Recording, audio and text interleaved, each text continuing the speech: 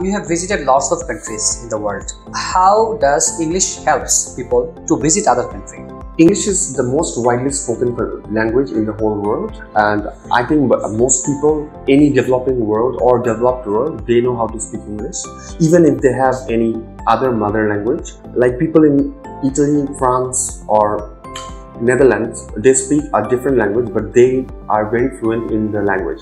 I think communication is very important, and it's very important to learn a common language. Is it very difficult to learn English? I think no. It is as easy as learning any other language. We didn't think of learning Bangla, but we learned it anyways. This is because of the practice. So I think if you take it as fun, I think like it's much easier than taking it as academic studies. You went to UK for your graduation, okay? So did you face any problem for accent? You couldn't catch their language for the first time? Initially, I definitely faced some problems because British English is very difficult, very different from the English I learned in school.